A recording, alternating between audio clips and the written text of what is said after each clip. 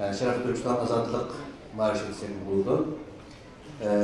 Marşını okuş için küçük ballarımızın Muhammed Ötkür ne mikrofona devam edelim.